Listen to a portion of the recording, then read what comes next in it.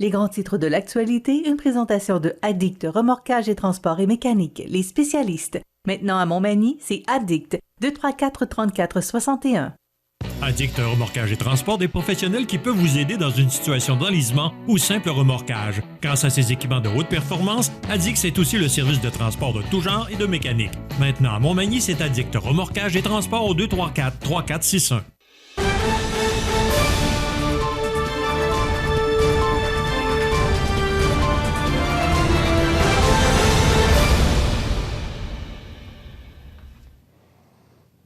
Les grands titres de l'actualité de ce jeudi 8 décembre, José Soucy, bon matin.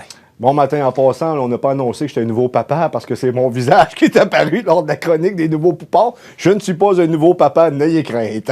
OK, alors c'est réglé? Oh, c'est réglé, là. Hein? Autre sujet, oui. Ça coûte probablement plus cher d'être nouveau papa aujourd'hui. Ah oui. Écoute, moi j'ai été surpris, puis souviens-toi, José, que hier matin, j'en ai parlé, que je serais surpris de voir une augmentation du taux d'intérêt de la Banque du Canada. Et pourtant, le président de la Banque du Canada m'a fait faux bon. Oui, Il a augmenté d'une demi hier, à ma grande surprise. Et je te dis comment je vois ça, c'est que je pensais honnêtement là, qu'il y aurait un répit. OK, tu vas dire que l'économie, il n'y a pas grand répit dans l'économie, là, mais j'aurais pensé que le président de la Banque du Canada aurait donné un répit aux consommateurs pour le temps des fêtes. Moi, il y a une question que je me pose aujourd'hui. Là, on veut ralentir l'économie. Et quand l'économie ralentit, là, on veut repartir l'économie. Tu sais, moi, j'ai de la difficulté à comprendre pourquoi. C'est l'inflation, là, tout le monde en est bien conscient que tout coûte cher. Mais est-ce que c'est en diminuant? Parce que là, je voyais hier, je pense que c'est sur Radio-Canada, là, que les matériaux de construction, entre autres, ont considérablement diminué. Le prix a considérablement diminué. Ça peut être un effet. Sauf que de l'autre côté, ce que je pensais, c'est que en regardant ça, tu dis, bon, les taux hypothécaires, les taux de marge de crédit, tout augmente, là, et là, c'est le temps pour les gens d'acheter. Alors, probablement que les gens vont dire, un petit peu là, je vais faire plus attention. On sort d'une pandémie de 2 ans. Et là, s'il y a quelqu'un ou des gens d'affaires qui ont besoin de ce temps-ci de faire des bonnes affaires, ce sont nos gens d'affaires, ce sont nos commerces. Alors que là, la Banque du Canada, à 2 semaines de Noël, dit « On va augmenter ça, on va vous donner un autre petit coup, un autre demi. » La 7e Et là, on est rendu à augmentation. 4,25 pour le taux directeur. La 7e augmentation cette année, Michel. José, je ne t'entends pas bien. Je m'excuse. Jean, est-ce que je pourrais entendre mon ami José, s'il vous plaît? Vas-y, José. La 7e augmentation cette année, Michel. Oui. 7e. 7e. Ça va pas très bien, mais là, ce qu'on est en train de comprendre également, que ce n'est pas juste le prix de l'essence qui fait en sorte qu'il y a de l'inflation, c'est aussi le fait qu'on a trop imprimé de l'argent du côté du gouvernement libéral. Et si tu te bases sur le rapport de la vérificatrice générale, je peux te dire une chose, point de vue gestion, on a déjà vu mieux du côté de l'appareil fédéral. Ça n'a pas de bon sens, Michel. José, les prêts hypothécaires, les prêts automobiles, les marges de crédit, tout augmente là, depuis hier, parce que le taux directeur augmente d'une demi. Bien sûr que les banques et les caisses, ce matin, augmentent les taux d'intérêt, ça va de soi. Il faut qu'ils suivent le taux directeur. Mais là, ce que ça veut dire, parce que là, les placements augmentent aussi. Là. Le taux, le bonheur de l'un fait le malheur de l'autre, ou l'inverse. Mais là, les gens qui ont des placements, ben leur taux d'intérêt augmente ce matin. Alors, ça veut dire que les pauvres, ce matin, sont encore plus pauvres, et les gens qui ont de l'argent, bien, il y en a encore plus ce matin. Quelle surprise. Et ça, j'ai un peu de misère avec ça, surtout 2 semaines avant les fêtes. Il me semble qu'on aurait peut-être pu donner un répit, puis dire, bien, regarde, on va attendre le mois de janvier, on va voir comment ça va se passer dans le temps des fêtes, on pourra analyser. Je n'ai pas à dire au président de la Banque du Canada ce qu'il y a à faire, mais il me semble que ça aurait fait du bien. Alors que ce matin, ben, on parle, c'est Michel Girard dans la page couverture du Journal de Québec qui dit « Ça va faire mal et la récession s'en vient. » C'est du positif ça ce matin, mon ami. Hein? Alors, et en plus, José, on va entendre bientôt, là, dans les prochains jours, les budgets là, des différentes villes de tout le Québec, parce qu'on a jusqu'au 31 décembre pour présenter les budgets de la prochaine année. C'est une loi, là, ils n'ont pas le choix. Il faut qu'ils passent par là. Et il faut s'attendre, José, qu'à certains endroits, il va y avoir de fortes augmentations des taux des taxes, du compte de taxes, parce que l'inflation a coûté cher. L'essence, tout ce que tu voudras, les dépenses des villes, ça coûte cher. Et il faut s'attendre qu'il va y avoir des augmentations. Alors, je pense que c'est pas fini. Puis j'essaie d'être positif ce matin, mais j'essaie aussi d'être réaliste. J'ai l'impression, Michel, que dans l'année à venir, là, en 2023 au fédéral, parce que tu sais qu'on a un gouvernement minoritaire libéral qui se tient en place en raison d'une alliance avec le NPD, mais j'estime que la pression va devenir tellement forte que je ne serais pas surpris qu'en 2023, sur la scène fédérale, qu'on ait des élections. Parce que les scandales ne font que s'accumuler. Au fédéral, là, je ne sais pas si tu es au courant un peu du rapport de la vérificatrice générale concernant la gestion du gouvernement libéral. Michel, c'est scandaleux parce qu'on ne parle pas de millions versés en trop, on parle de milliards. Les 4,6 milliards de dollars versés en trop ne sont que la pointe de l'iceberg, car la vérificatrice générale a signalé des milliards de dollars supplémentaires en versements douteux. On fait allusion à la PCU et les aides gouvernementales fédérales.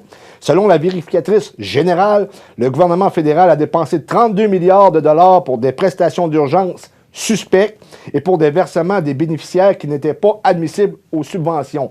En outre, ils ont estimé qu'au moins 27,4 milliards de dollars en paiement à des particuliers et à des employeurs devraient faire l'objet d'une enquête plus approfondie. La cerise sur le Sunday, le rapport a identifié 1,6 milliard de dollars qui ont été envoyés à des personnes qui semblaient avoir quitté leur emploi au lieu de la perdre à cause de la COVID-19, 6,1 millions de dollars à des bénéficiaires incarcérés et 1,2 million de dollars de paiement à des personnes décédées. Hey, on parle de milliards, Michel, Ouais, puis c'est et pas là, fini. tu regardes ça, Et puis en les taux plus, d'intérêt augmentent, puis tu sais, le tuyau est ouvert au fédéral, là, puis ça coule à flot. M. Trudeau a de l'argent, là, que... ben là, notre député local, Bernard Général, a fait une sortie hier sur son Facebook. On a parlé, on a 1000 milliards de dettes. Ouais, plus que Actuellement, ça. au fédéral, et je ne sais pas combien au provincial. Je pense qu'à matin, je suis peut-être pas, Mais pas le savoir. je te dis toujours que depuis l'arrivée de Justin Trudeau en 2015, la dette fédérale a littéralement doublé. Hein? OK. Est-ce qu'on a des meilleures nouvelles que ça ce matin? Pas encore. J'aimerais. Écoute, c'est des grands titres de l'actualité. Moi, je voudrais bien, là, ce matin, parce que rapidement, je regarde toujours les grands titres là, de nos quotidiens, et j'essayais de trouver une bonne nouvelle, là, puis il n'y en a pas. C'est partout, là. C'est Fitzgibbon a une journée de chasse chez les riches, un 4e meurtre à Québec. Ah, Marie-Philippe Poulain passe à l'histoire. Bon, enfin, la Beauceronne qui s'est illustrée lors des Olympiques de Pékin plus tôt cette année devient la première joueuse de hockey à remporter ce prestigieux honneur. Bon, ça c'est une belle nouvelle. C'est une belle nouvelle, Okay. mais en même temps, je veux dire, c'est une nouvelle qui touche essentiellement le sport, alors que l'économie, ça touche tout le monde. José, tout ce que je souhaite, puis tu as entendu l'entrevue que j'ai réalisée avec Mme Brouillette tout à l'heure de la chèvre et le chou, là. Je pense que localement, il faut se prendre en main. Oui. Individuellement également, Michel, on est rendu là. On ne peut plus se fier au gouvernement pour faire les choses à notre place. Et il va falloir qu'il y ait des leaders qui se lèvent là, de toutes les... je te dirais, là, les sphères de la société, parce que actuellement, je ne suis pas très fier de la direction que le Canada, le Québec prend. Et la crise s'en vient. Je ne parle pas d'un mur, mais on parle de beaucoup de problèmes d'ordre économique. Et je suis persuadé ce matin, Michel, que ça va se transformer en crise politique. Et c'est l'Occident qui est en crise actuellement, notamment avec la guerre en Ukraine, avec la crise covidienne, qu'on semble vouloir nous relancer dans des mesures, alors que les gens en ont jusque-là et pas à peu près. Les gens n'embarquent plus. On a également la crise environnementale avec la religion verte, ce qu'on veut amener une forme de sobriété énergétique. Michel, je ne sais pas comment ça va tourner, mais il va falloir qu'on réussisse à se parler parce que il va y avoir des étincelles là, dans la prochaine année. Ça, c'est clair. José, moi, je nous considère avoir la couenne dure. Parce que on sort d'une pandémie. aller jusqu'à 2019, là, l'économie était florissante, tout fonctionnait bien. Absolument. Il y a une pandémie qui nous arrive, on passe 2 ans, on ferme les commerces, les restaurants, les Ça entreprises. fait très mal à l'économie. Et ça a fait mal. Et on a des répercussions Encore suite à aujourd'hui. cette pandémie-là sur à fait. plusieurs niveaux. Et là, on nous annonce que depuis le début de l'année, il y a 7 augmentations du taux d'intérêt. On nous dit qu'il y a une récession. Là, à un moment donné, tu dis, bon, ben, un petit peu. Là, j'essaie d'être positif. Puis, bon, le temps des fêtes s'en vient. Et là, ben, on annonce qu'il y a des enfants qu'on n'a jamais vus autant malades. Les hôpitaux sont encore Pénurie de engorgés. médicaments dans les pharmacies, même pour les adultes désormais. Oui. Alors, on essaie d'être positif puis dire, bon, ben c'est très difficile. Alors, il faut avoir la couenne dure, et on l'a. Ça, c'est... on va essayer de traverser. Mais il va Et falloir surtout, être solidaire. oser passer un beau temps des fêtes, puis essayer Absolument. de passer tout ça, puis de dire, bon, bien, le temps des fêtes arrive, on va être avec nos familles, et on va essayer de profiter de ce beau temps des fêtes. Absolument. Il va falloir qu'on laisse le passé derrière, qu'on se serre les coudes, qu'on soit extrêmement solidaire pour ce qui s'en vient. Je pense qu'on est en mesure de passer au travers. Par contre, il va falloir que nos décideurs prennent des bonnes décisions et non qu'on fasse de la petite partisanerie politique, parce que l'heure n'est plus à la partisanerie politique, l'heure est à la responsabilité de nos dirigeants. José, il faudra aussi se serrer les coudes tout le monde ensemble. Absolument. Parce qu'on a une belle région, la Côte Oui. du Sud. On a une belle ville, Montmagny, qui est la ville-centre. C'est très, très bien développé dans les dernières années, par ailleurs. On a des gens d'affaires qui se dévouent corps et âme pour faire fonctionner leur entreprise, qui ont des beaux magasins, qui ont des belles entreprises. La Chèvre et le Chou, 56 producteurs locaux.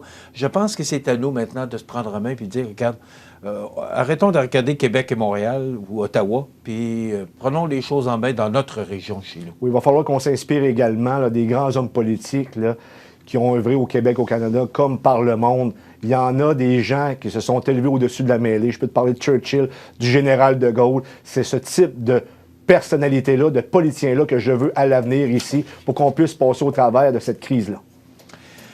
Merci, mon ami. Plaisir. On se retrouve demain.